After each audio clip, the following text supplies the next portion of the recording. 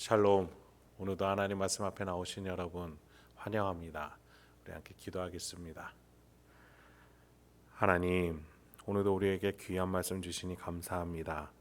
이 말씀을 통해서 우리 심령이 세상이 주는 힘이 아니라 하나님이 주시고 하나님의 나라의 원리가, 하나님 나라를 향한 소망이 우리 안에서 기쁨과 소망과 지혜가 될 수 있도록 이 시간에 역사해 주시옵소서. 특히 말씀 가운데 운행하시고 역사하심으로써 우리가 하늘이 주는 것, 하나님만이 주실 수 있는 것으로 오늘 살아가게 하옵소서. 예수님의 이름으로 기도했습니다. 아멘. 오늘 함께 살펴볼 말씀 잠언 13장 12절에서 25절, 잠언 13장 12절에서 25절까지 함께 살펴보도록 하겠습니다. 오늘도 성실하신 우리 아버지 하나님을 찬양합니다. 오늘도 우리 잠언서를 통해서 하나님이 우리에게 주시는 지혜 그리고 그 의로움으로 나아갈 수 있게 소망합니다. 12절부터 19절을 먼저 볼 텐데요. 12절과 19절에 비슷한 단어가 나옵니다. 소원 또 소망, 그 두 가지가 나옵니다. 12절을 보니 소망이 더디 이루어지면 그것이 마음을 상하게 한다. 반대로 소원이 이루어지는 것은 곧 사람에게 생명나무와 같다 라고 말합니다. 우리 마음이 원하는 것이 이루어지지 않을 때는 그 마음에 빈곤함이, 또 그 마음에 어려움이 계속 쌓이죠.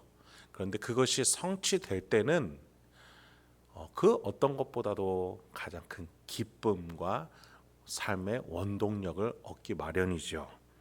19절도 마찬가지로 말합니다.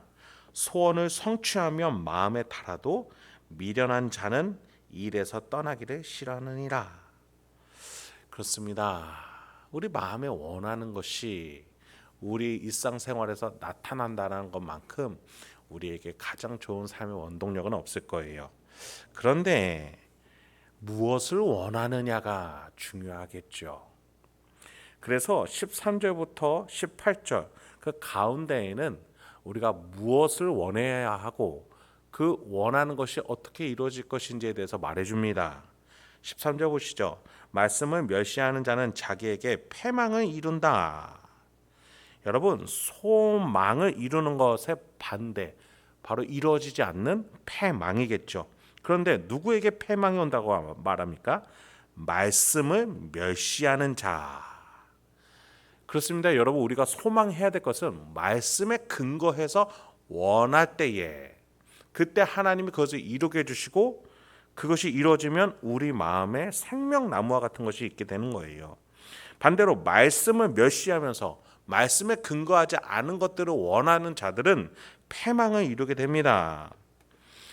계명을 그래서 두려워하면서 하나님 말씀 원리대로 살고자 할 때에 그 사람이 상을 받게 된다는 거예요. 14절 지혜 있는 자의 교훈은 생명의 샘이다. 그러나 사망의 그물에서 벗어나게 하는 것도 있다. 여러분, 우리가 하나님의 말씀에서 지혜를 구할 때에 그 교훈들은 생명샘이에요. 두 번째로 사망의 그물에서까지 벗어나게 한다. 우리가 온갖 당할 수 있는 여러 가지의 위험 속에서 하나님 말씀이 주는 그 지혜는 우리가 여러 어려움들에서 벗어나게 해요. 그렇게 해서 소망을 이뤄가게 된다라는 거예요. 그 중간 과정 속에서 어려움이 왜 없겠어요, 여러분? 내가 마음에 원하는 것, 특히 하나님 원리 안에서 합당한 것이라면 우리가 그것도 이뤄나갈 수 있는데 그 중간에 어려움이 있을지라도 하나님 말씀 속에서 지혜를 얻는 자는 그 사망의 그물에서 벗어나게 되는 거예요.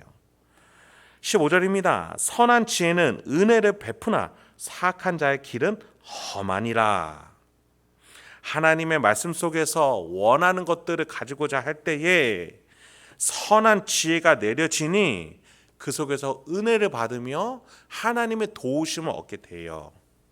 반대로 사악한 자, 즉 말씀에서 원하는 것들이 아니라 말씀 밖에서 내 소욕과 육신의 정욕을 구하는 자들은 험할 수밖에 없다는 겁니다. 하나님이 돕지 않으시기 때문이겠죠. 16절입니다. 무릇 슬기로운 자는 지식으로 행하거니와 미련한 자는 자기의 미련한 것을 나타내느니라. 여러분, 우리가요 원하는 것을 추구하며 나갈 때 분명한 원리가 있기 마련이에요. 명분이 있어요. 근거가 있어요. 그것이 무엇인지를 우리는 기도하면서 묵상할 줄 알아야 돼요. 지금 내가 말하고 행동하고 선택하는 것에 그 시작점이 어디인가? 근거와 명분이 무엇인가? 여러분, 지혜 있는 자는 하나님 말씀 속에서 그것을 찾습니다. 그래서 16절에 보니 슬기로운 자는 지식으로 행합니다. 하나님이 주시는 그 지식으로 움직여요. 그러나 반대로 미련한 자, 즉 기도하지 아니하고 하나님 말씀 밖에서 행하고자 하는 자는 자신의 미련한 육신의 정욕과 이생의 자랑만을 가지고서 그 행동으로 옮겨요. 나중에 보면 그 행동이 명분이 없고 출발점이 빈약한 것이죠. 하나님의 부르심이 아니라 오로지 자신의 욕심과 탐욕으로 그것을 구했음을 나중에 드러내게 되는 것이지요. 17절, 그래서 어떤 결론이 이릅니까? 악한 사자는 재앙에 빠져도 충성된 사신은 양약이 되느니라. 여러분, 우리의 육신의 정욕은 악한 사자와 같은 거예요. 우리에게 조언을 준다라고 말해요. 이렇게 해야 된다고 말해요. 이렇게 구해야 된다고 말해요. 그것은 우리에게 재앙으로 초대하는 길임을 잊지 마시기 바랍니다. 반대로 충성된 사신, 여기서 왜 충성된이라고 했을까요? 여러분, 충성은 일관성이 있음을 말하는 겁니다. 변함이 없어요. 하나님의 말씀은 변함이 없고 하나님의 말씀이 주는 지혜는 항상 일관됩니다. 그것의 도움, 충성된 사실은 우리에게 쓰지만 양약처럼 되는 거예요. 그래서 마침내 18절과 같이 훈계를 저버리는 자는 궁핍과 수욕에 이르게 되지만 경계를 받는 자는 존영을 받게 됩니다. 그래서 소원이 성취되어 마음에 단 것들, 마음의 생명나무를 품게 되는 것이지요. 하지만 미련한 자, 즉 하나님 말씀 속에서 떠나서 자신의 오로지 욕심과 탐욕을 나타내는 자들은 여전히 악에서 떠나기를 싫어하게 된다는 것입니다. 20절부터 21절 한 번에 보죠. 지혜로운 자와 동행하면 지혜를 얻고 미련한 자와 사귀면 해를 받느니라. 재앙은 죄인을 따르고 선한 보응은 의인에게 이르느니라. 여기서 우리는 어떠한 길을 걸어가야 될지 솔로몬의 직접적인 권면을 받아들이게 됩니다. 무엇으로 살아갈 것인가? 여러분, 여기에서 어떤 친구를 사귀고 어떤 친구를 멀리하라 라고 말하기보다는 지혜를 구할 것이냐 아니면 미련을 구할 것이냐, 그 갈림길에서 우리에게 고민하게 한다는 거 잊지 마시기 바랍니다. 여러분, 지혜는 우리의 사신이 되어주기도 하고 우리와 동행자가 되어주기도 합니다. 그래서 우리는 무엇을 택할지, 어떤 원리로 이 세상을 살아갈지를 고민할 수 있어야 해요. 오늘 여러분의 판단의 근거, 여러분의 결정을 내리는 근거는 무엇이 되십니까? 하나님이 주시는 지혜가 저와 여러분의 사신이요 친구가 되길 소망합니다. 22절부터 25절은 이제 실생활에서 우리가 적용할 수 있는 가르침들을 주기 시작합니다. 선인은 그 산업을 자자손손에게 끼쳐도 죄인의 재물은 의인을 위하여 쌓이느니라. 가난한 자는 밭을 경작함으로 양식이 많아지거니와 불의로 말미암아 가산에 탕진하는 자가 있느니라. 매를 아끼는 자는 그의 자식을 미워함이라. 자식을 사랑하는 자는 근실이 징계하느니라. 의인은 포식하여도 악인의 배는 줄이느니라. 실생활에서도 분명하게 지혜를 구하는 것과 그렇지 않은 것의 차이, 특히 하나님 말씀 속에서의 지혜와 그렇지 않은 것의 차이는 드러나기 마련입니다. 22절 보니 선한 사람, 하나님의 말씀 속에서 지혜를 구하는 자는 자자손손에게 자신의 산업을 끼칠 수 있어요. 반대로 죄인은 오히려 자신의 후손이 아니라 의인을 위해서 쌓는다. 의인에게 빼앗길 것이다. 하나님은 악인에게 재물을 그대로 주지 아니하시고 반드시 심판하신다라는 결론에 이르게 하죠. 23절, 가난한 자는 밭을 경작합니다. 그래서 양식이 많아집니다. 그런데 불의한 자는 가산을 탕진하게 됩니다. 여러분, 불의한 자가 왜 탕진할까요? 자신의 밭을 경작하는 것이 아니라 타인의 것을 탐욕으로 빼앗으려고 하기 때문입니다. 여러분, 부지런함은 정직함과도 같은 거예요.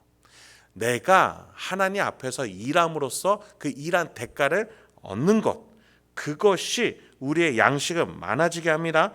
그것이 지혜입니다. 그래서 우리는 매를 아끼는 자는 그의 자식을 미워한다라는 이 가르침을 부지런함과 연결할 수 있어야 해요. 여러분, 우리가 농사를 부지런하게 짓는 것이 정직함, 선함이라고 말씀을 드렸어요. 자식 농사도 마찬가지인 거예요. 자식에게 매를 아끼지 말아야 합니다. 여러분, 여기에서 매라는 것은 폭력적인 것을 말하는 게 아니에요. 자녀에게 그 사랑하는 자는 근실히 징계한다.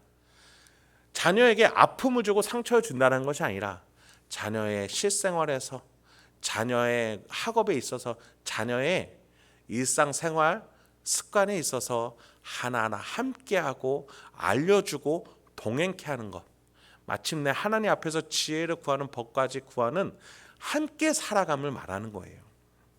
산업에 있어서나 가정생활에 있어서나 나의 근로에 있어서나 오늘 잠언은 우리가 하나님의 지혜로 살아가야 될 것을, 그렇게 해서 소망하는 것을 이룰 수 있다라고 말해주고 있는 것이죠. 25절에서 그래서 결말이 이렇게 내려지는 거예요. 의인은 포식하여도 악인의 배는 줄이느니라. 악인의 배가 줄인다, 가난하다라는 의미보다는 만족할 줄 모르게 된다라는 것이 의미입니다. 그럼 반대로 의인은 포식한다, 많이 과식한다는 게 아니라 의인은 하나님이 이루어 주시는 일들을 바라보니 적게 먹어도 만족감으로 풍성한 거예요. 악인은 하나님이 이루어주지 않으시니 자신의 탐욕으로만 계속 구하려고 하는, 만족할 줄 모르는 상태에서 머물게 된다는 것이죠. 여러분, 우리의 인생은 하나님의 지혜로 살아가야 됩니다. 하나님 주시는 지식으로 살아가야 돼요. 우리의 심령이 그래서 하나님으로 채워져 있어야 합니다. 그래야 내 앞에 있는 어떤 어려움과 역경, 근심이 있더라도 하나님의 지혜로 이겨나갈 수 있는 줄 믿습니다. 오늘도 여러분의 가정과 직장 일상이 하나님의 지혜로 나아가는 여러분을 통해 천국이 되길 소망합니다. 함께 기도하겠습니다. 하나님, 오늘도 우리에게 귀한 말씀 주시니 감사합니다. 오늘도 이 말씀을 통해서 다시 한번 내가 어떻게 살아왔는지 돌아보고 또 오늘 어떻게 살 것인지를 다짐할 수 있는 우리 하나님의 자녀다운 명예로운 삶을 살아내는 우리 성도님들과 제가 되도록 인도하여 주시옵소서. 예수님의 이름으로 기도했습니다. 아멘.